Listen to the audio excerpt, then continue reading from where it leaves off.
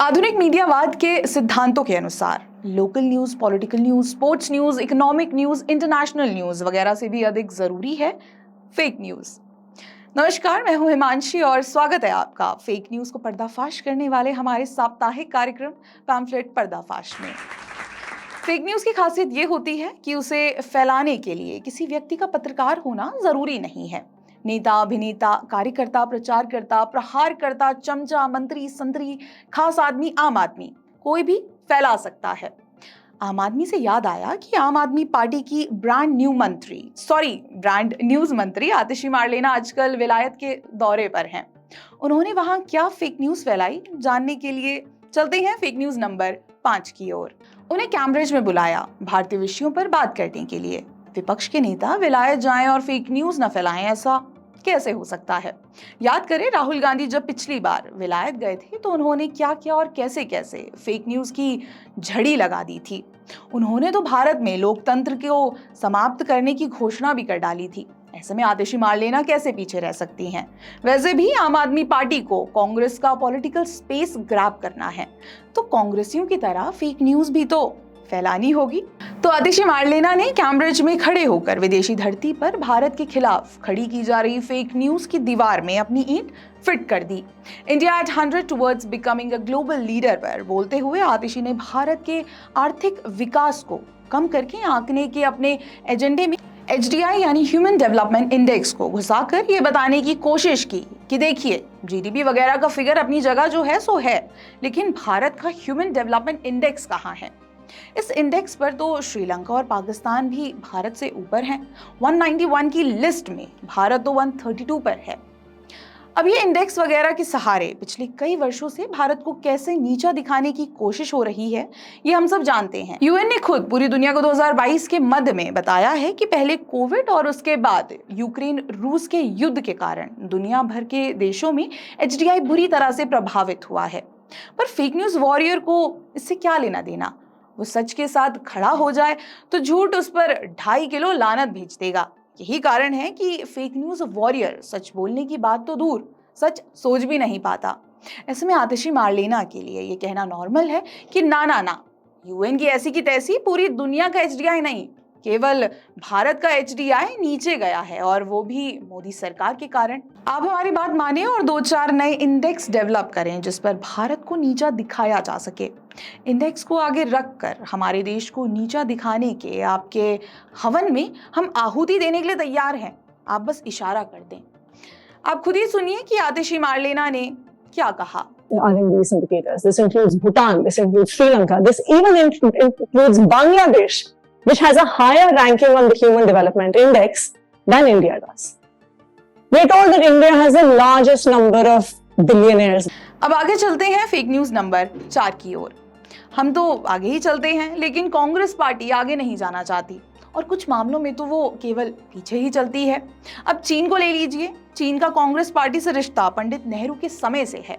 हम सब जानते हैं कि पंडित जी चीन और चीनियों से बहुत प्यार करते थे। इतना प्यार करते थे कि UN की सिक्योरिटी काउंसिल की भारत को ऑफर हुई सदस्यता तक को उन्होंने चीन को ट्रांसफर कर दिया था। पंडित जी को विश्वास था कि भारत UN की सिक्योरिटी काउंसिल की सदस्यता डिजर्व ही नहीं करता। पंडित नेहरू के चीन के प्रति इसी प्यार को कांग्रेस पार्टी आज तक ढो रही है, और केवल ढो ही नहीं रही। 2008 में CCP के साथ MOU साइन करके उसे रेन्यू भी किया। MOU में क्या लिखा बस ये नहीं बताया। इसी पुराने प्यार की खातिर कांग्रेस पार्टी गलवान में हुए भारत और चीनी सेना के बीच के संघर्ष को समय समय पर ये सोचते हुए उछाल देती है कि बैठे बैठे क्या करेंगे, एक बार फेक न्यूज और ट्राई कर लेते हैं। 2 लोग भी इस पर विश्वास कर लेंगे तो हमारा खुद पर विश्वास बढ़ जाएगा। दरअसल सन 62 में चीन से युद्ध हारने और देश की जमीन का बहुत बड़े हिस्से पर चीनी कब्जे के कलंक को कांग्रेस पार्टी मोदी सरकार पर कलंक मंडकर धोना चाहती है। ठीक वैसे ही जैसे खुद पर लगे भ्रष्टाचार के बोफोर्स के कलंक को मोदी सरकार पर कोई कलंक लगाकर धो देना चाहती है। इस प्रयास में कांग्रेस कहीं पहुंच नहीं पाती, लेकिन बार बार ट्राई जरूर करती रहती है। अब बढ़ते हैं फेक न्यूज नंबर 3 की ओर। हमारी लिस्ट में अगला फेक न्यूज़ धार्मिक टाइप है। जैसे कि हमने आपको प्लेन पिछले एपिसोड में बताया था कि चूंकि 2024 के चुनाव सामने हैं, इसलिए अब न्यूज़ चैनल और समाचार पत्र फेक न्यूज़ की अपनी अपनी सर्विस लेकर बिकने के लिए उतावले खड़े हैं। इसी उतावलेपन में न्यूज़ 24 ने केदारनाथ मंदिर के गर्भगृह में मंडे गए सोने को लेकर फेक न्यूज़ फैला दी। न्यूज़ 24 ने केदारनाथ तीर्थ के पुरोहितों के हवाले से ये खबर फैला दी कि गर्भगृह में लगा सोना पीतल में बदल गया है। आप खुद ही देखिए कि चैनल ने क्या फैलाया। इस फेक न्यूज़ के जवाब में बद्रीनाथ केदारनाथ मंदिर समिति के ओर से आधिकारिक बयान जारी करके उसे फेक न्यूज़ बताया गया। आप आधिकारिक प्रेस रिलीज यहाँ देखिए। अब इस आधिकारिक बयान के आने के बाद न्यूज़ 24 ने ट्वीट डिलीट कर दिया। इसमें कोई आश्चर्य भी नहीं है। फेक न्यूज़ फैलाने वाले को अक्सर पता रहता है कि उसके कर्तव्य को लेकर क्या प्रतिक्रिया आएगी, पर उसके बेशर्मी की परीक्षा तब इस बात पर होती है कि वो कितनी देर तक फेक न्यूज़ को फैलाने देता है। अब बढ़ते हैं फेक न्यूज़ नंबर 2 की ओर और बात करते हैं संजय राउत और उनके एमएलए भाई सुनील राउत को किसी ने मार डालने की धमकी दे डाली।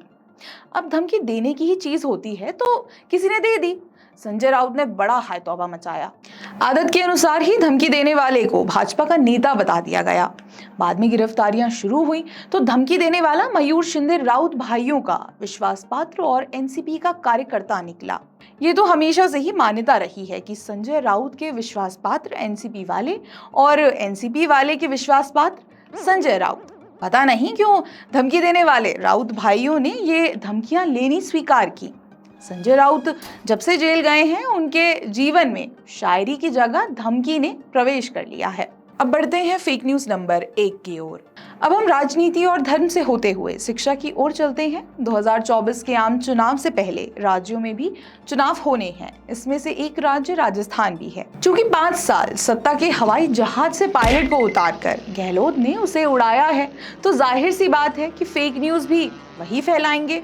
उन्होंने फैलाया भी। गहलोत ने बताया कि 5 साल में उनकी सरकार ने 300 कॉलेज बनवा दिए। 5 साल में 300 कॉलेज सुनकर लोगों को लगा कि एक बार फिर से कॉलेज में नाम लिखवा लिया जाए।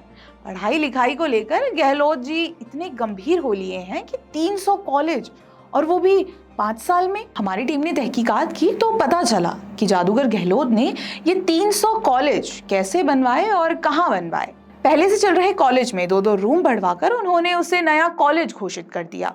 कुछ तो अगले 2 महीनों बाद घोषित होने वाले हैं, लेकिन उन्हें घोषणा के लिए इन 300 की लिस्ट में शामिल कर दिया गया है। जादूगर गहलोत जादू जानते हैं। राजनीति में तो करते ही थे, इस बार शिक्षा में भी ट्राई कर लिया। चुनाव के साल में जनता पर भी जादू करेंगे। देखना है जनता की आंखें खुली रहती हैं या नहीं। तब तक ले देखते रहिए द पैम्फलेट। हम अगले शनिवार फिर लोगों द्वारा फैलाए गए फेक न्यूज़ लेकर हाजिर होंगे। धन्यवाद।